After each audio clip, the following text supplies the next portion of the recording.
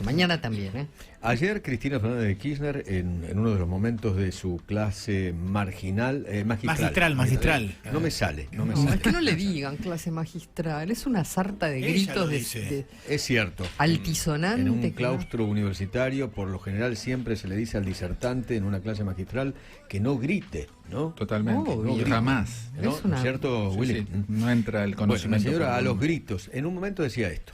La convertibilidad fue una idea o una solución que se le ocurrió a un señor que luego fue ministro de Economía, un señor de ojitos claros, no, sin silbidos, no vamos a hacer nombres ni nada porque no, un señor de ojitos claros, que después tiene discípulos también de ojitos claros ahora en el presente que dicen que fue el mejor ministro, ahora con más pelo, aquel era calvo, este pelífero, pero... No estoy adjetivando, un señor calvo es una descripción, no es una valoración. Pelífero. ¿Me busca la palabra en el diccionario? Pelífero. Esta señora no está bien. ¿Qué sé yo? Lo voy a decir No sé. elegantemente. El calvo de ojitos claros era Cavallo. Claro, sí. El de ojitos claros con pelo ahora es Milei, cuando hablas de dolarización. El tema es que Cavallo nunca dolarizó, ¿o no, Willy? Lo que hizo, no. la convertibilidad no fue una dolarización. Nada que ver. No, ¿No es cierto? fue ¿No? el 1 a 1. El 1 a un 1. dólar, un peso. Exactamente. Javier Milei, buen día. ¿Qué tal? ¿Cómo va? Buen día, Eduardo. Un gusto enorme hablar contigo. ¿Qué tal? Hablo con el de ojitos claros con pelo. Sí, tengo pelo y es mío, además. Es suyo. Pelífero. Pelífero. Bueno, me gustaría una opinión acerca de lo que dijo la señora ayer. Bueno, hay unas cuantas reflexiones. La primera es que ella misma se autodefinió como casta. Claro. Es decir, se hizo cargo de una de las canciones de nuestras caminatas que dicen "La casta tiene miedo". Bueno, ella se puso ahí, que obviamente es casta, y no solo eso, sino que además, mientras que decía que no tenía miedo, daba la sensación de que está aterrada. Cosa que yo imagino que tiene que ver con el crecimiento que estamos teniendo desde La Libertad Avanza, y donde claramente los grandes perdedores, en términos políticos, es el Frente de Todos, porque claramente de estar en registros cercanos al 50% están debajo del 25%. Digamos, si no ha habido gran crecimiento por parte Juntos por el Cambio, así es que está claro qué es lo que está sucediendo, y en algunos, bueno, en los segmentos jóvenes esto es de una profundidad enorme, y ahora está calando de manera muy importante también en la provincia de Buenos Aires, en lugares impensados. Cuando ella critica la dolarización, ¿usted qué dice? En realidad es que no quieren dejar de robarnos. Primero, decir que, a ver, es peor que la convertibilidad. Sí, es peor para los políticos, es mejor para la gente. Recordemos que el único momento de estabilidad que tuvo la economía argentina desde que tiene Banco Central en 1935 hasta hoy, el único momento de estabilidad fue durante la convertibilidad. Digamos, a partir de 1993, Argentina era el país con menos inflación del mundo. Con el pelado de ojos claros. Exactamente, con Domingo Felipe Cavallo. Entonces, lo primero que habría que decirles es por qué quieren la inflación. Y eso también tiene lo que hay que entender básicamente es que quieren robarnos, Eduardo. Sí. Ahora, Si ayer permite... ayer ella mostraba una filmina donde decía que la dolarización no evita la inflación. A ver, pues, si uno toma el caso de Ecuador venía con tasas estrafalarias de inflación. Cuando llega a torno del 100%, se produce un repudio de la moneda y empieza una dolarización de facto, es decir, la gente misma se empieza a dolarizar, el gobierno de Ecuador lo percibe y la lleva adelante, y hoy Ecuador tiene menos inflación que Estados Unidos, de hecho. Entonces, la dolarización como mecanismo para terminar con la inflación es muy bueno. Es decir, ahora, el resto de los problemas de la economía argentina no lo va a arreglar la dolarización. Eso es cierto. Si yo en mi casa gasto más de lo que tengo que ajustar el gasto para ponerlo en línea con mis ingresos. Si tengo restricciones que generan en el mercado laboral, que generan desempleo, tengo que flexibilizar el mercado laboral. Si yo tengo trabas al comercio, tengo que sacar las trabas de comercio, no arreglarlo con política monetaria, que en el fondo es empobrecer a la gente. Y si usted fuera presidente, ¿cómo haría para flexibilizar lo laboral? ¿Haría una reforma, una modernización? ¿Qué haría? Nosotros lo que estamos planeando para el mercado laboral es ir hacia un sistema de seguro de desempleo.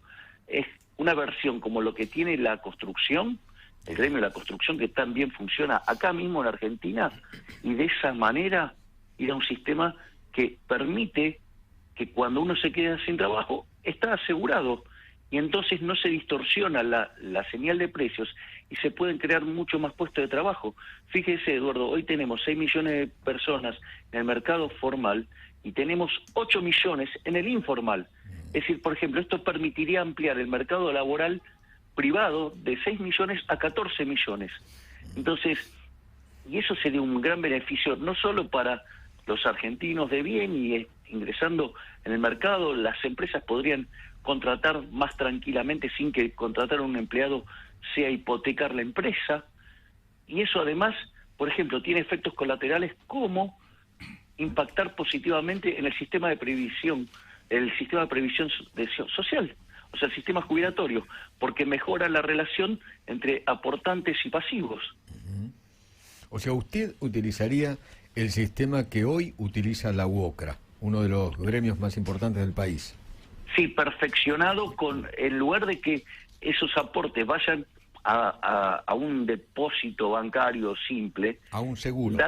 Claro, que vaya un seguro, exacto. Privado. Y eso, exacto, digo, probablemente lo que yo creo que sucederá es que los sindicalistas se asociarán con grandes empresas de seguros, como pasó con las AFJP entre bancos y empresas de seguros, y eso le va a permitir tener un mercado mucho más profundo, que va a permitir salir hacia adelante, y yo me temo que por las características del negocio, hasta podrían empezar a hacer flexibilización hacia atrás. Si usted fuera presidente, ¿volvería al sistema de AFJP? Sí, es toda mi intención. Lo que pasa es que uno tiene que reformarlo sin vulnerar derechos. Y para hacer eso, primero tiene que... Eso yo lo propongo como parte de las reformas de segunda generación. Para uno ir a esa situación, primero tiene que hacer las reformas de primera generación, que tiene que ver con una reforma al Estado, que implica bajar el gasto público, bajar impuestos, desregular, flexibilizar el mercado laboral, abrir la economía. Y en paralelo, bueno, usted sabe, yo tengo como objetivo terminar con el peso, que es una máquina de estafar gente. Piensen que con la política monetaria los políticos nos roban 30.000 millones de dólares por año. Sí. ¿Cambiaría usted la edad jubilatoria? Eso hay que hacer los cálculos en función de la evolución de la transición demográfica en Argentina.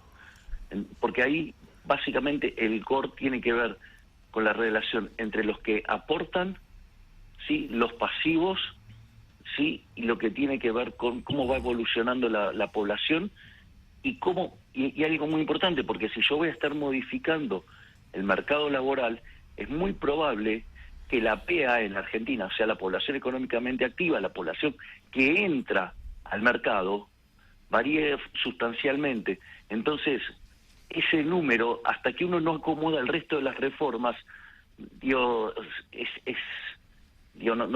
tenemos información para resolver ese sistema. O sea, no lo haría de entrada, digamos, no lo haría de entrada. Okay. Es que antes habría que hacer las otras reformas. Ok, la de primera generación. Javier, Exacto. Guillermo Laborda, un gusto saludarte. ¿Qué tal, Guillermo? ¿Cómo estás? Bien, siendo el cortísimo plazo, porque la verdad para las PASO falta una eternidad, pareciera, en la Argentina, ¿cómo estás viendo el dólar, que se acercó a 500, ahora bajó? ¿Qué estás viendo vos de corto plazo que pueda suceder? Yo lo que creo es que la única realidad acá es que el dólar no tiene techo porque el peso no tiene piso. O sea, cuando vos estás renovando deuda al 135% la deuda en pesos, cuando vos estás renovando las LELIQs arriba del 100%, ¿no? Porque ahora la subieron 10 puntos más la tasa, ¿no? Sí. Entonces la efectiva pasa al 132%. Sí. La verdad es que estamos en una situación muy complicada porque vos tenés... Lo primero que hay que comprender es que, en realidad, de vuelta, que no es que el dólar sube o los precios suben, sino que el peso cae de valor.